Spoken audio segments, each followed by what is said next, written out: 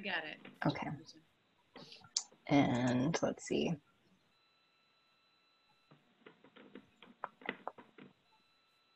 Yeah, my computer's being slow today too. Can you all see this front page? Yes. Okay. All right, I'm gonna go ahead and broadcast so that folks can join.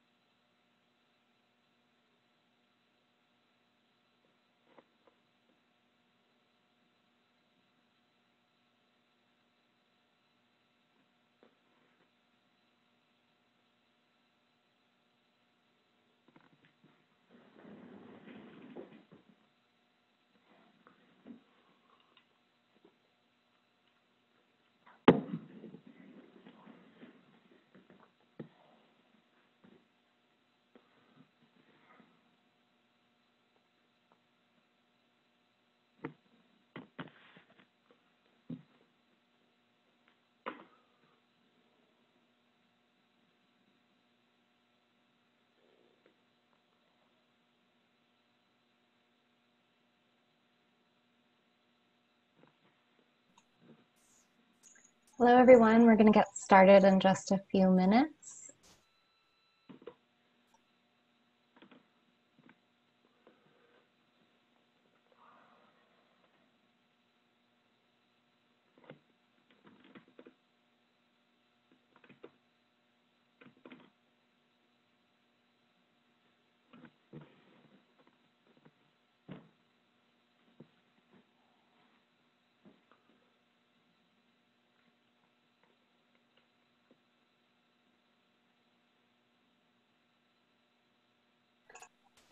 Okay, we're about 4 minutes past, so let's go ahead and get started. Welcome everyone to this webinar on the big picture of SNAP and EBT processing and technology.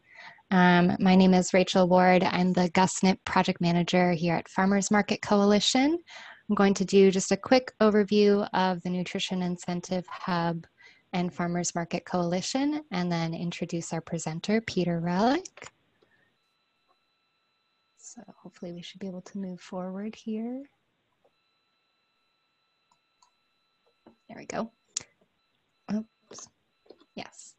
Okay, so for those of you who are not familiar, the Nutrition Incentive Hub is a new national resource for those that are working to launch or expand nutrition incentive programs.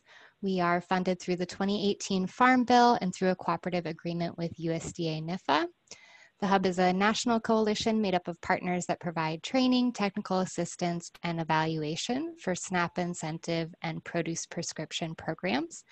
And our main joint objective is to strengthen access to fruits and vegetables. We were created primarily to support awardees of the Gus Schumacher Nutrition Incentive Program grant, otherwise known as GusNIP or formerly as FINI.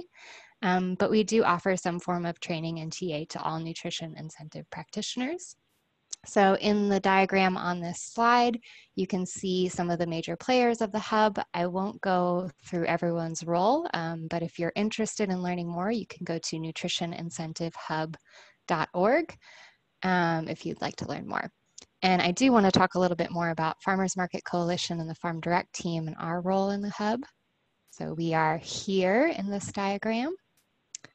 And so Farmers Market Coalition exists to strengthen farmers markets for the benefits of farmers, consumers, and communities. Our main core functions are supporting market operators' ability to do their work more effectively, and also providing a voice for market operators to external stakeholders and decision makers. And for those of you who are farmers market operators, if you're not already a member, this link right here under Become a Member is a way that you can learn more about membership. The link takes you to our website. You can learn more about the benefits of becoming an FMC member, including access to a vast resource library, evaluation and data communication systems, peer-to-peer sharing, and even discounted SNAP processing equipment. Very relevant for today's webinar.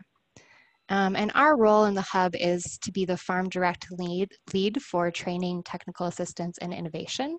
And when I say Farm Direct outlets, I refer to farmers markets, farm stands, CSA programs, other models where farmers are selling direct to the consumer. And we're leading the Farm Direct team in collaboration with our close partners at Ecology Center in California and the Michigan Farmers Market Association. So our work on that Farm Direct team involves a lot of things, but one of those main activities is webinars. So some of you may have been on some other webinars that we've done or that the Hub has done, but here are some upcoming meetings to check out. So the next webinar that we'll be doing on April 22nd is sort of a part 2 to this webinar. It's called Bring Your Own Device, the 2020 FNS EBT Equipment Grant Program. We'll have Amy Crone from the National Association of Farmers Market Nutrition Programs presenting about the MarketLink software that can be used to accept EBT. And we'll also spend a little bit of time talking about state SNAP equipment as well. If you're interested in learning more about the Hub and our core services, there's a webinar on the 20th. And then if you are a nutrition incentive practitioner, you can join us for weekly virtual coffee house chats with other nutrition practitioners every Thursday. And all of these links and the presentations will be shared after the webinar so that you can connect. And there's my contact information. If you have any questions about today's webinar or about the work of the Hub or Farmers Market Coalition, you can reach out to me. And so a couple of housekeeping items.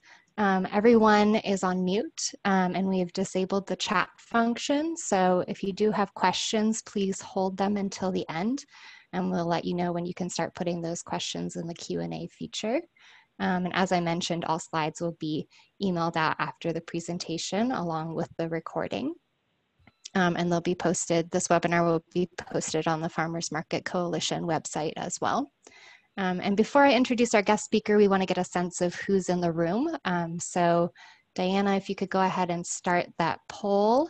You'll see a 1-question poll pop up on your screen, and we'll give you a few minutes to answer it.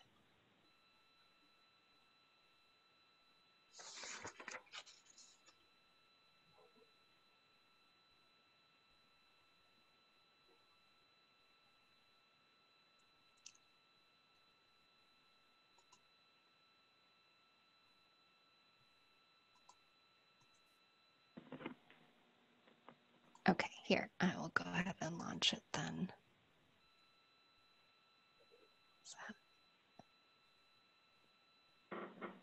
Okay, so you all should see that question on your screen now and seeing results coming in.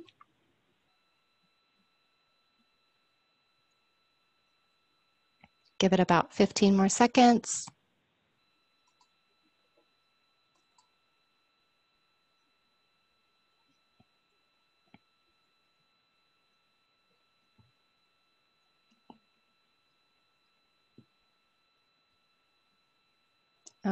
Okay, and I'm going to go ahead and end the poll. So I got people trickling in and share those results back to you. So this is just a sense of who's in the room. It looks like about 42% of you are already SNAP authorized retailers. 13% are not, and then about 37% are not a direct retailer, a farmer's market, grocer, etc. I think this webinar will be useful even if you already are a SNAP authorized retailer, just to better understand how SNAP transactions and processing work from the local all the way up to the federal level. So without further ado, I'm going to go ahead and introduce our presenter. Peter Relic has 37 years of experience providing system design, development, implementation, and operational support to public and private sector entities. Peter has worked primarily in consulting, software development, and operational support roles for electronic payment system applications, in particular bank credit like Visa and MasterCard and debit card applications, and EBT, otherwise known as Electronic Benefits Transfer, for both SNAP and WIC. Peter holds a Bachelor's of Science in Accounting from California Polytechnic University in Pomona and an MBA from the University of Southern California. So Peter, I'm going to go ahead and stop sharing my screen. You can start sharing yours. Okay. Great.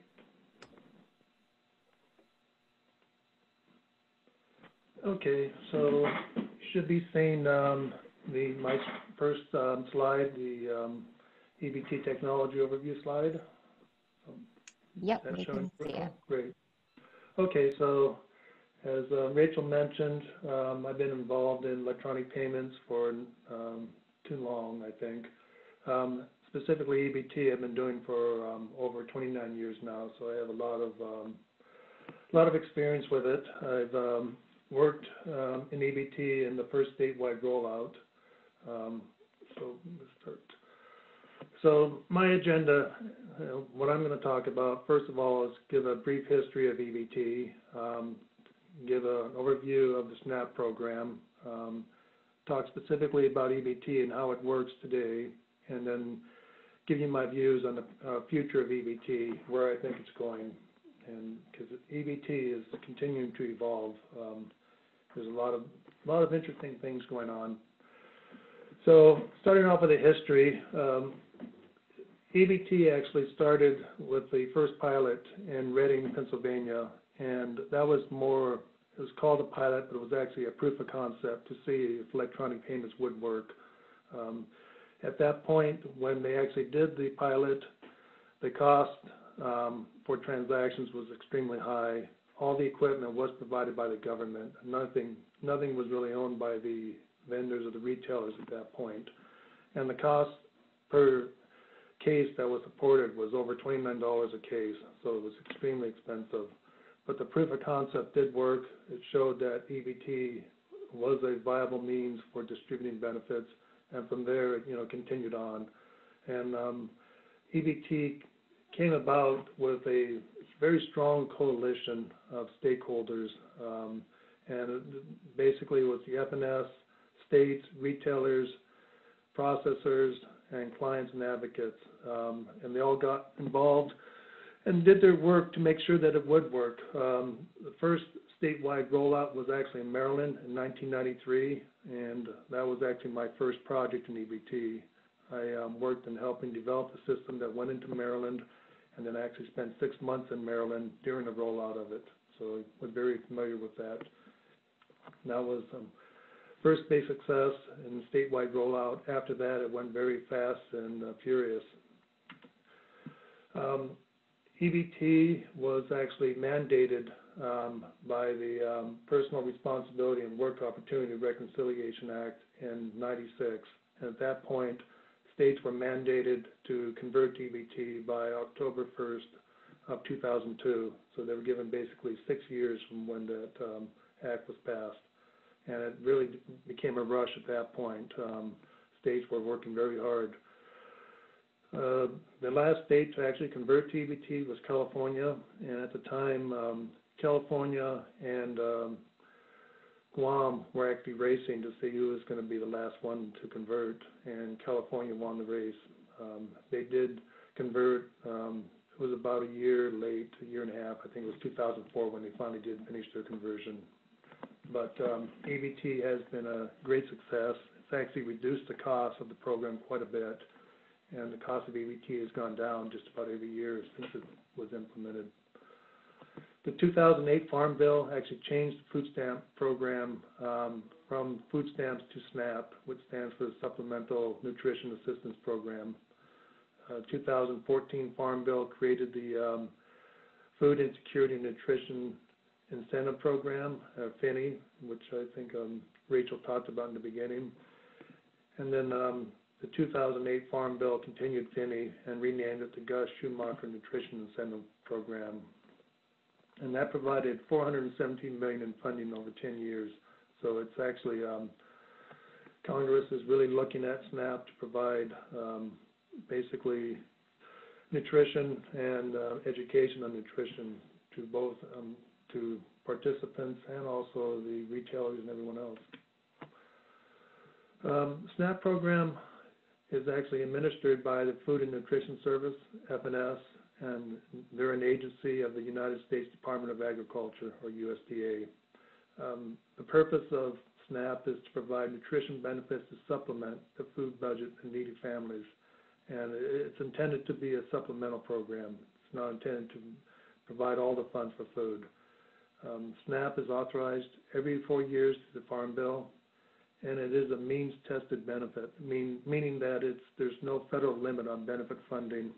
It's not a block grant, meaning that the funds will run out.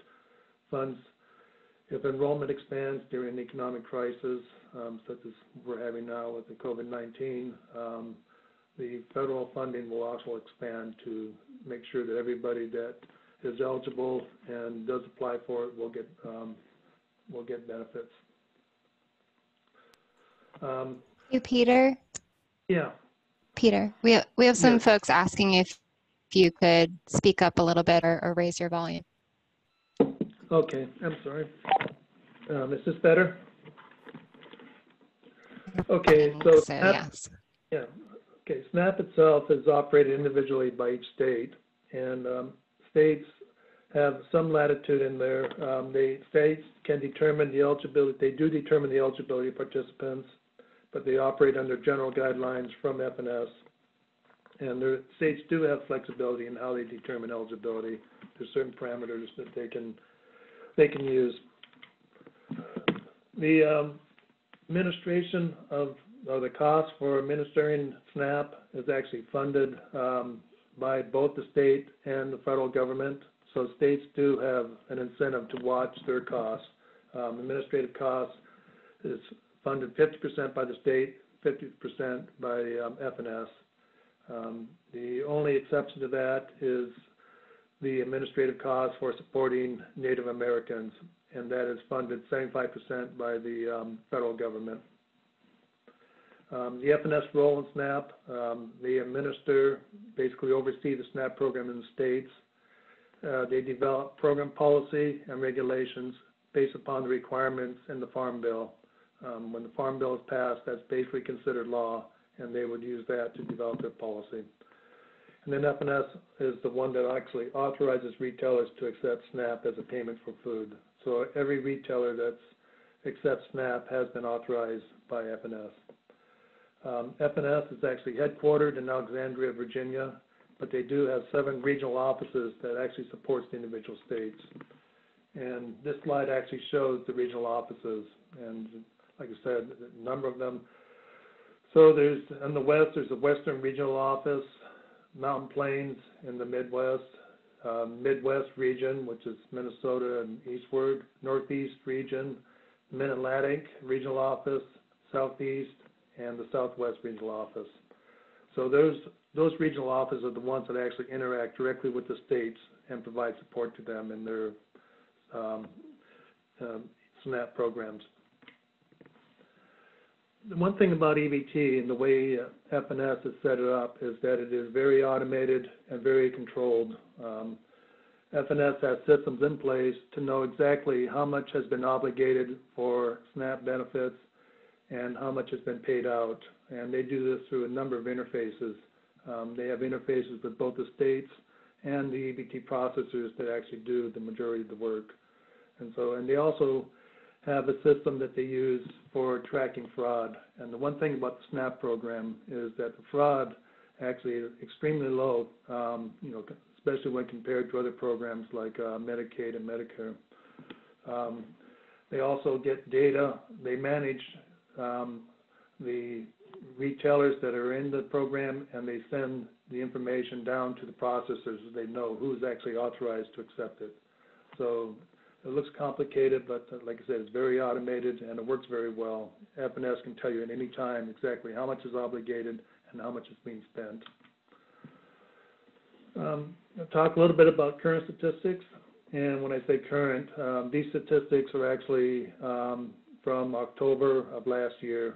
They are from FNS, so and they're accurate. Obviously, with the issues we're having today with the COVID-19, participation is going up. But currently, The program is serving approximately 36 million participants, and that's broken out into about 18.4 million families. The average gross income for a SNAP household is $844 a month, and the income comes from multiple places. The average SNAP household size is 2 people, and again, that's kind of misleading because there is a number of single-family households, and then there's also a number of households with children, which is greater. But again, the average size is about 2. The average length of time on SNAP per household is about 9 months, and again, that's kind of misleading too because you have a number of participants who are long-term participants, in particular elderly SNAP households that are relying on Social Security to live on. They will be on SNAP indefinitely. Working families that go on SNAP tend to come on and off pretty quickly, and that's what the statistics show. Households with children, 54% of the households with children did have earnings, and that's earnings from work. Primary form of income for SNAP households is work. The number of households that rely strictly on cash welfare or the TANF program is fairly low at 5%. And then the percentage of elderly SNAP households is 26%. And the last statistics, talking about able-bodied adults between 18 and 49 and childless households on SNAP, and that's only 7%, which is actually quite low.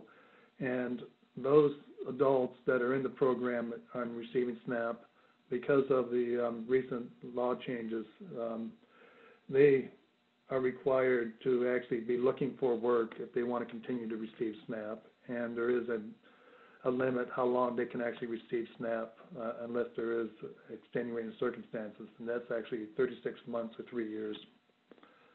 A couple more statistics that I find very interesting, valuable. First one is that every dollar in new SNAP benefits generates up to $1.70 in economic activity, and that's per the Center of Budget and Policy Priorities. There's other studies that have been done too. If you look at the statistics from Moody's Analytics, they actually estimate close to $1.80. The USDA's Economic Research Service, or ERS, their study shows that it's about $1.50. So I mean, there's some variation there, but part of it's hard to measure. But what is true is that SNAP actually is a good stimulus for the economy. It's actually one of the strongest stimulus for the economy in times of recession. It worked very well, and during the recession back in 2008, 2009, it was actually very valuable. And benefits actually distributed went up quite a bit. It reached a high of $76 billion in 2013, and since then it's been dropping. As of the end of the fiscal year, federal fiscal year 2019, it went down to 53.7, and the big reason for that is that more people are working, and they're dropping off of the SNAP rolls. The number of people on SNAP has actually decreased quite a bit. The other reason for the decrease is that we had the ARA program, and that actually increased the amount of benefits to clients, and that actually ended in 2014, I believe. And since then, the amount of benefits that participants are getting has dropped. So currently, SNAP is distributing $4.4 billion approximately in monthly benefits, and the monthly average benefit amount is about $130 per person. I think the one thing, though, that in disasters and emergencies, FNS does grant states waivers for emergency benefits. And I think the next slide actually shows the impact from COVID-19 caseloads. They're actually in the process of expanding significantly. The applications for SNAP has actually increased in all the states as people are losing their jobs and they need the funds. Because of that, and because of the issues with social distancing with COVID-19, there's a number of waivers that are being granted by SNAP. The most common waivers that are being granted now, first one is extending the authorization period for participants. Normally, a participant would have to reapply or reauthorize every 6 months. They're allowing that to be extended. They're allowing telephonic signatures for applicants requesting benefits. Because of social distancing, there's doing quite a bit by the phone now, interviews, stuff like that. So they're supporting telephonic signatures for the participants so they don't have to come in and actually do a wet signature. And then SNAP actually has a very strong quality control program, and that's to make sure that the benefits are being paid out correctly, not too much, not too little. And they're giving some flexibility because of the issues with the states actually supporting the increase. The second thing that's happening is the emergency SNAP, and this allows states to increase benefit amounts to the maximum allowable amount at time of emergency. And as of today, 48 states have actually requested this waiver and been granted this waiver. So they're actually increasing the allotments to participants to the maximum allowed. The last impact is what's called pandemic or PEBT SNAP. And what that does is allows benefits on an EBT card for states that are not able to provide free or reduced cost meals to school kids. One of the big programs from FNS is providing free breakfasts and lunch to school students, and with all the schools closed, that's not happening now. So pandemic EBT or PEBT allows states to actually provide benefits to participants through an EBT card, and a number of states are actually working on that now. So I'm going to talk a little bit about the state's role in EBT. As I mentioned before, the states operate the SNAP program for FNS. None of the states actually operate or provide EBT services directly. They all contract with EBT processors, and there's currently 3 active EBT processors that support all the states. So the states basically determine how EBT will function in their state in terms of dates for benefit issuance, and most states actually spread out their benefit issuance over either the first 10 or first 20 days of the month so that stores or retailers don't get overwhelmed. They dictate the customer service requirements for the processors, and they provide support for farmers markets. And finally, states have outreach programs, and they work with local community organizations to provide outreach services. And as part of their reporting to FNS, they are required to provide an outreach plan to FNS of how they're going to support SNAP in their states. This slide shows the interface or the moving parts between the state systems, the state eligibility system, and MIS, which stands for Management Information System, and the EBT host processors of the EBT systems. So basically, the states themselves are the ones that determine eligibility, and they also determine the benefit amount. The EBT system is basically just a payment system. They act kind of very much like a bank, that they get information from the state as to who is eligible and how much they get paid. And the payments come through in a benefit file, which is very much like a direct deposit file. Lets them know how much is available. The EBT processors actually create the cards. They hold the bank accounts, and we'll get into that in a little bit. But states will actually issue cards one of 2 ways. When clients or participants do come in the office, they can issue cards over the counter to the participants, or they can request the EBT host or the processors to mail out the cards to the host, to the card holders, the participants. So the EBT system itself, the functions of an EBT system And again, the easy way to think about this is that it's very much like a bank and a bank account. So the EBT system itself does account management. They do benefit management. In other words, they take the benefits authorized by the state and apply it to the accounts. They handle card issuance. They do transaction processing. They maintain the authorized retailer database, which comes from F&S. They actually form settlement and financial reconciliation of the benefits that have been paid out and do reporting back to the states. So this slide here actually shows the resources available from the Farmers Market Coalition. And this is actually a pretty interesting slide. It is available to be looked at, and I want to show you one thing on this that I think you'll find interesting. Okay.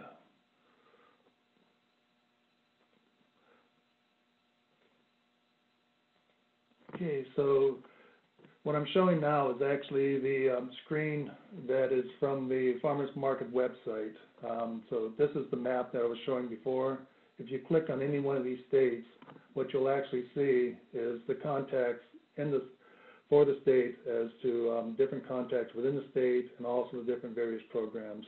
It's a very good resource, and on the presentation we actually have the URL there, so you can look at that and basically look at the resources available in your state to see what exactly is available. Like I said, it's a very good resource to use. Go back to the presentation.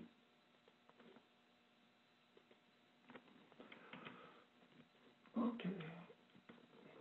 So I'm going to talk a little bit about the terminology now. I'm going to get into EBT processing, how it works. And I think the first thing we want to do is talk about the terminology. First thing is acquirer. And acquirer is basically the entity that's acquiring or originating the electronic transaction. Issuer is another term for the EBT processor or the entity that actually holds the bank account or the EBT account. And then you're going to hear the term processor, and a processor is kind of a loose term that talks about entity that's involved either as an acquirer or issuer. And so you'll hear EBT processor meaning the issuer, and you'll also hear processor also identify and talk about a third-party processor. So a third-party processor, they act as a middleman in receiving transactions from the retailer and sending them to the issuer for processing. And then the last term is gateway. And the gateway is kind of a funnel point. They take transactions coming in from TPPs or acquirers. They sort out the transaction and route it to the issuer or the EBT processor to be approved. And they also drive settlement. So this slide that I'm showing here actually shows kind of a high level how it works. And again, EBT is based on the commercial model. So this is actually the commercial model, the way it's implemented in today's world. So you have your retailers or your farmers markets. They're talking to an acquirer or a TPP, a third-party processor. Depending on the type of transaction, it'll get routed to the appropriate gateway. And then it'll get routed from the gateway to the correct issuer, either a credit card company, a bank, or the EBT processor. This slide actually shows transactions at a farmer's market, and for this example, I actually used one of the acquirers that supports farmers market, and that is Novadia, and I know they provide a lot of devices out there for farmers. So with the device that they provide, when a transaction is performed, it actually comes into their processing switch, or their acquiring. They would actually take that transaction, format it correctly, send it on to the gateway, and the gateway they use is actually FIS, Fidelity Information Services, and there's two gateways in play today. The first one is FIS, they're the largest gateway, and then there's also Fiserv. So both of those actually take transactions from acquirers and route it to the correct issuer. Gateway will route it to the correct state processor, EBT processor for the state, and approve it. The credit debit transaction, this slide actually shows that. It's actually very similar to what I showed in the previous slide from Novadia. And Novadia actually supports two types of credit debit. That's Square or WorldPay. If it's WorldPay, it actually comes into them. The Square goes directly to Square, and they will route it. But other than that, it's the same as the EBT side.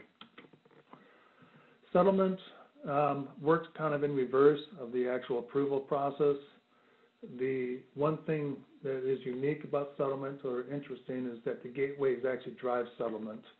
So they're considered the master of settlement. They will actually take funds from the issuers for what they determine is going to be authorized or paid out and provide those funds to the acquirers. And then they'll work with both the acquirers and the issuers to reconcile to make sure everything's in balance. The acquirer, when they get the funds, it's their responsibility to actually pay the retailers behind them or the farmers market. So they will actually aggregate funds from the different gateways and provide a single deposit to the retailer. So I'm going to use Novadia as an example again. And they're a little bit unique in that because of the way they actually do their processing, retailers that are using Novadia for acquiring and also have credit debit will actually get two daily settlements or two daily deposits, one for credit debit and another one for their EBT transactions. In terms of the flow, it actually works the same way. Transactions are routed from, settlements actually routed from the gateways by taking money from the issuing side, moving it over to the TPPs, who actually is responsible for actually paying the retailers, or in this case, the farmers market. This slide actually shows, provides different resolution to different problems that you may have. And again, this is out here for reference, and it covers POS hardware problems, software issues, settlement issues, transaction adjustments, and SNAP authorization from F&S, how to go about doing that. So again, this is for your reference to see. Excuse me a second. Okay, this slide, it's actually kind of, it's also a reference slide. It's interesting in that this is actually basically a presentation of the production environment today, and it's actually fairly complex. It looks complex, but basically, if you look at it, it breaks down into the previous slides that I showed in terms of the processing. There is a number of players in there. The one thing about EBT, it is consolidating quite a bit, so the number of players are actually reducing, but there is still, this complexity, and I think, it's basically the environment we live in today, but it works well, and it is similar to the production environment or the commercial environment with debit and credit. Okay, last slide, EBT and in the future, where is it going? And I think I mentioned before that EBT follows commercial market. EBT is a follower, it's not a leader. So as the commercial market gets evolves and it changes, EBT is going to follow it. And I think the first thing, the EMV card, credit and debit has already moved over to the EMV card, and you're going to see EBT follow into that, my guess, in the next 3 to 4 years. And that's because the magstripe that they use now, new terminals eventually will stop supporting the magstripe, and they'll have no choice. They'll have to go to EMV. Internet online shopping, that is currently in process. There's pilots going on. Washington and New York and other states are actually coming up on online shopping. So I think within the next year and a half, you'll see that just about every state will support online shopping or internet shopping for EBT. Mobile wallets is in play. That is also happening, and I think you'll see that more and more too. And mobile payments, and by mobile payments I mean mobile devices such as as smartphones and iPads like that are already taking place. That will continue. I think the dedicated POS devices that are out there now are slowly going to start disappearing, and you can see more generic POS devices based upon tablets, smartphones. And then also I think you're going to see more incentive programs for EBT participants. Congress and the government is very interested in incentive programs, you know, as demonstrated by the Finney and the Shoemaker incentive programs. So it's going to continue to evolve. And again, it's EBT, like I said, since it does follow the commercial model, it will continue to evolve and change as the commercial model evolves and change. And the one thing about payment systems, they've actually changed quite a bit in the last 20 years, and they will continue, I think, evolve and change. So that's it for the presentation. I think we'll open it up to questions now. And Rachel, I assume that you will handle that in terms of coordinating it. So yes, thank you, Peter. So we have a little over 15 minutes left today. So if you all go to the bottom of your screens, for those of you who are on computers, you'll see a Q&A button, and you can go ahead and answer your questions in there. And then we'll be feeding them to Peter or answering them directly. But we'll just give folks a couple of minutes to ask those questions. Peter, this is Darlene from FMC. The question that is directed directly to you from Amanda in Michigan is, can you ask Peter to speak to how open or restrictive the EBT processing requirements are to new companies developing processing technology in this space?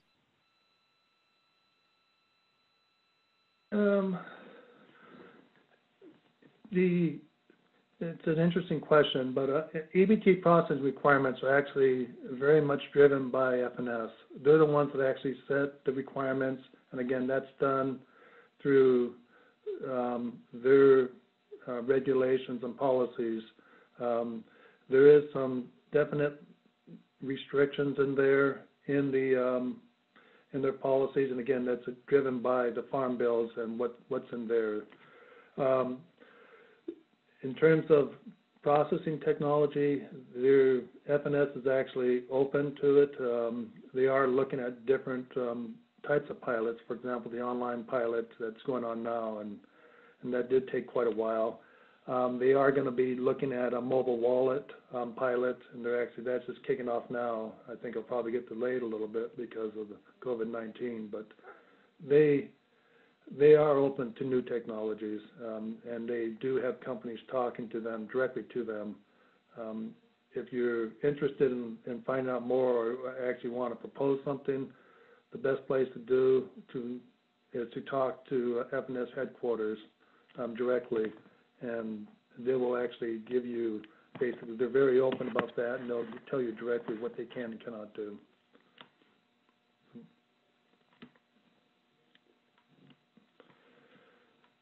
So does that answer the question?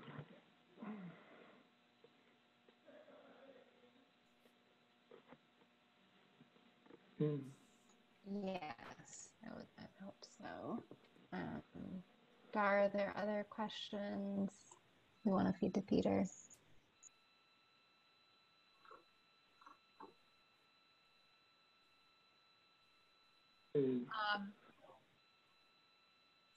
One of the questions was, can you please suggest the best resource for state or county level SNAP EBT?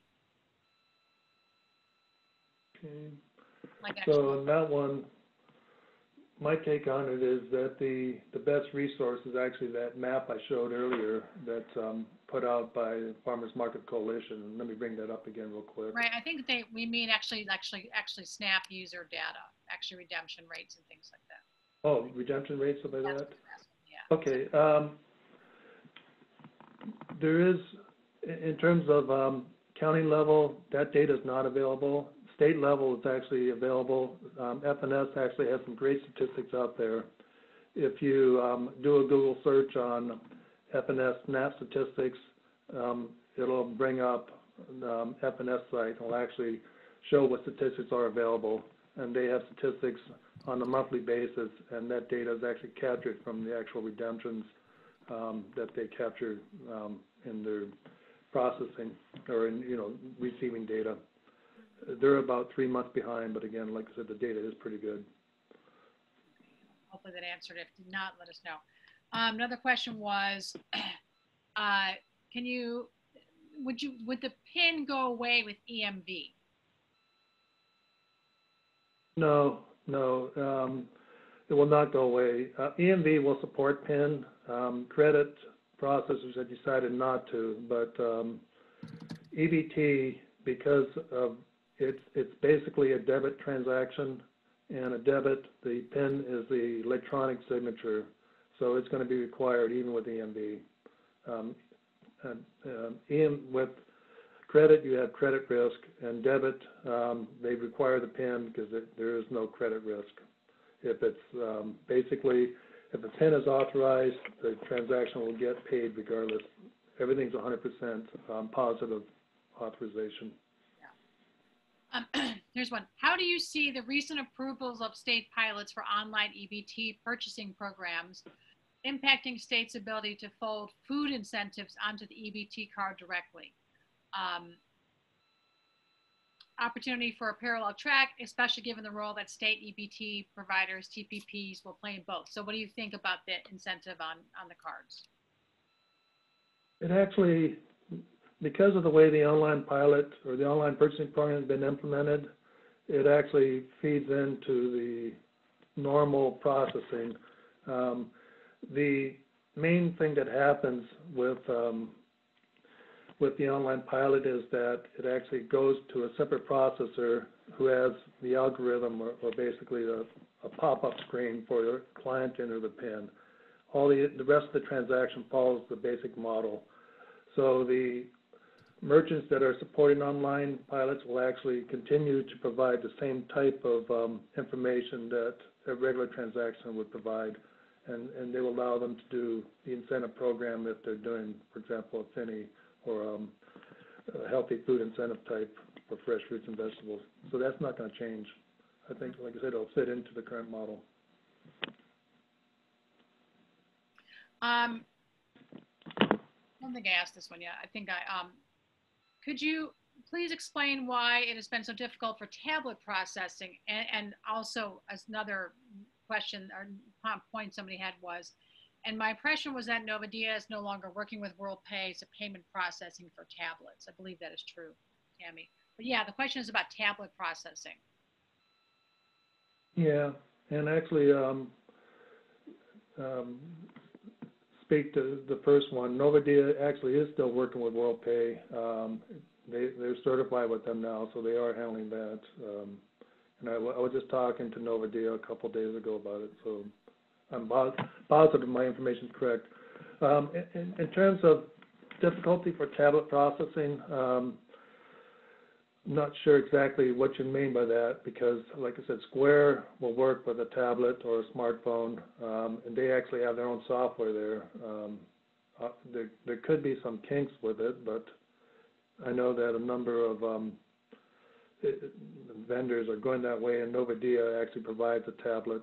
They work strictly with iPhones or iPads, but I know that it's working.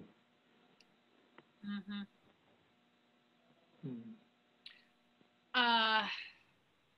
I'm going to add, there's a question here about currently there are limitations for organizations operating multiple farmers markets. Do you see this being changed, or will each market continue to need separate FNS numbers and separate processing equipment? Kimberly, this actually was covered in the last Farm Bill. Actually, language has been put in, just the rules have not yet been written for it. So FNS has been changed in that the one machine, one location. And Peter, if you have any thoughts on this, feel free to answer as well. But yeah, it is, but it just hasn't been implemented yet, as far as we know. Yeah, and I would agree. FNS is looking at it, trying to be more flexible, and I think it's one of the things they're looking at. And the reason, I'll just say the reason they have this rule now is because of fraud checking. But with mobile devices, they're actually able to do geocoding of the device itself, which helps them with their fraud activity. And again, like I said before, FNS does a lot of work in fraud prevention, fraud investigations and stuff, and I think that's part of their concern. But I think that they do want to be more flexible with farmers markets. A couple questions, of course, about online SNAP. For farmers markets, of course, that's a huge question of these days for Farm Direct. So basically, what it boils down to is this question about, what do you think the possibility or the potential is expanding online SNAP purchasing beyond the pilots that are on now? As folks may have seen, there was just something sent out. We just sent something out about expansion of a pilot to a couple other states. NSEC sent something out. We just sent it out at FMC today about expansion to Nebraska as of April 1st and other states that are March of 2020, Alabama, Iowa, and Oregon also launched SNAP online purchasing. And the retailers are your usual Walmart, right, ShopRite, a couple others. So the question, obviously, for a lot of Farm Direct folks is, what do you think the possibility of getting that online purchasing pilots to any sort of Farm Direct? Do you think there's a feeling about that at FNS, or what's your thought about that? It is open to any retailer. The issue that you have is that it requires a specific interface, and because of the way it was implemented, so whoever and the retailers that are supporting it now actually has to have gone through, implemented that interface for the entry of the PIN, and basically got certified to it. So that's where really the holdback is, but it is not limited to those retailers. Obviously, the larger ones have more resources. In terms of states, it is rolling out. California, and that's one of the emergency waivers that states are requesting, the ability to go to online shopping faster, and FNS is, I think, trying to do their best to get it going.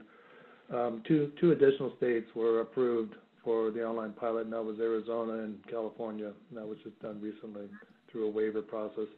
I think other states are actually trying to do the same thing.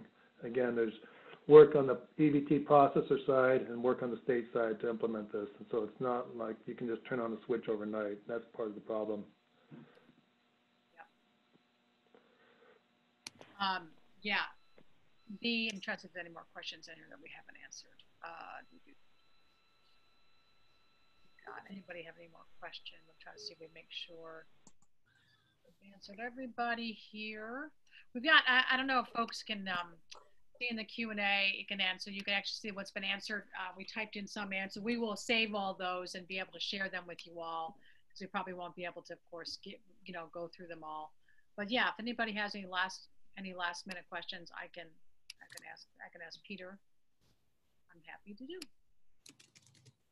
And then, folks asked about the, Market Link and the new, BYOD that Rachel brought up at the very beginning. And as we've said, we have that webinar. FMC has that webinar on April 22nd.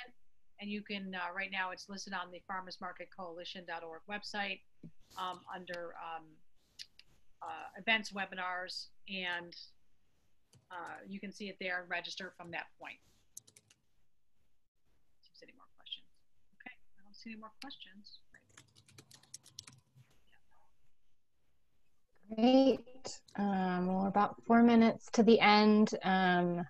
Thank you all for coming. And as we've mentioned at the beginning, recording and the presentations will be emailed out after the webinar. And when you exit the webinar, you'll also see a link to a quick survey. So please feel free to fill this out, as it provides some valuable feedback that will help us to improve future webinars. And as Dar said, you can check the FMC page for the kind of part 2 to this webinar, focusing in on the Market Link program, and some of those questions around Novadia and mobile apps may be answered in that webinar as well. So if there's no more questions, we can end it there. And our panelists, maybe we can stay on until the end of the hour in case any other questions come in. But otherwise, thank you all so much for joining us today, and have a great day.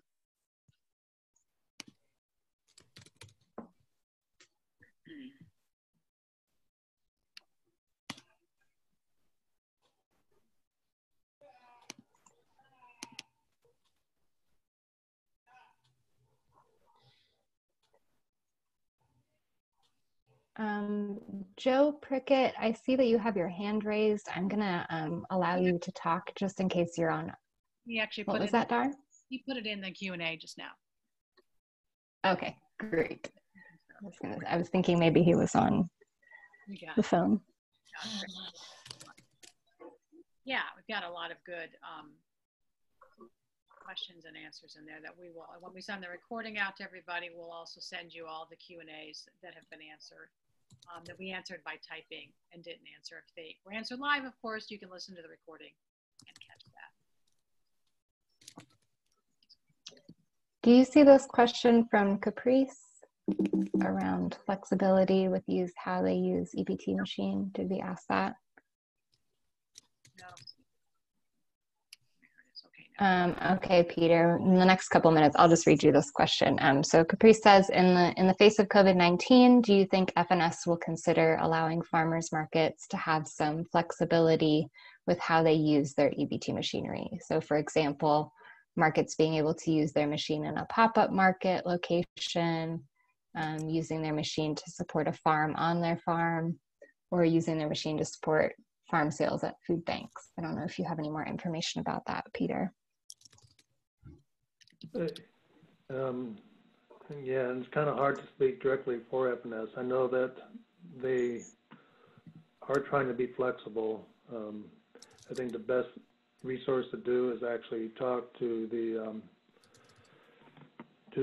or call FNS and ask them directly, because I really don't know.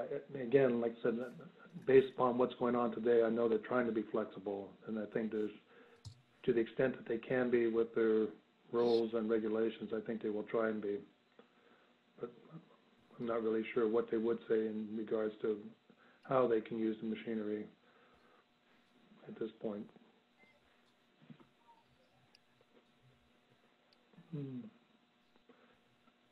Okay, and actually I can see some of the questions. Should I just respond to them directly, or?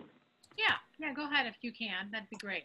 We're just going through them right now to see. Some of them have, so if you click on, make sure you're on open, or if there's some that you want to start with the open ones first. Okay, so one I see is double dipping with online EBT purchases and EBT integration of food incentives, because California EBT integration pilot has stalled, and we're hoping that we can speed up the process with a parallel track. Based upon your answer, it doesn't seem likely because of separate EBT processing structures. Actually, I would disagree. I think that it can go on a separate track, because of what's going on in California. They can be implemented independent of each other or together. The incentive program itself that we are talking about in California will require changes. The online EBT purchases, those changes have already been completed and implemented. So that can occur first, and then the incentive program can occur afterwards. And I think once it does occur, it's implemented, it will work with online purchasing also, because the message format, once it goes in for approval, is the same.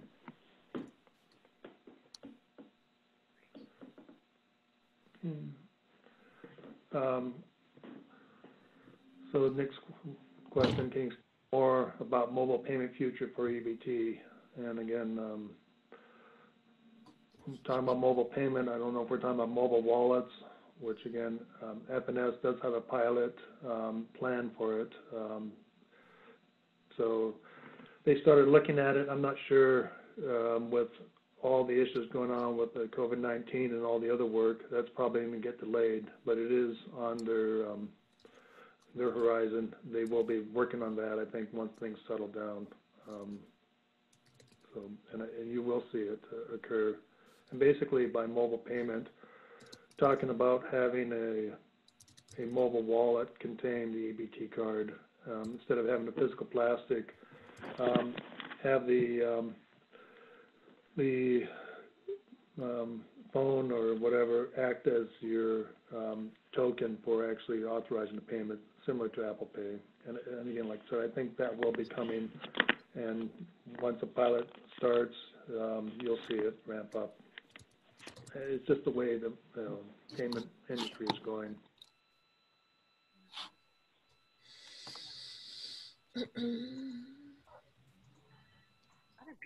Great.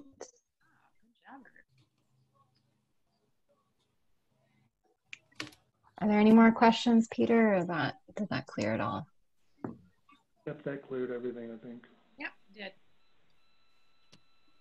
Okay. Kate, do you have anything you wanted to add? Peter, I forgot to tell you that Kate Fitzgerald is also on here to help us answer questions. Yeah, I saw that. Hi, Kate. Hi, Peter. How are you? Good. Thanks so much for this. Nope, I think it's been covered. Super helpful, everybody. Excellent. Yeah, thank you all for all your help with that. So I'm going to go ahead and stop the recording. And for folks that are still with us, make sure you please fill out that quick survey as you exit.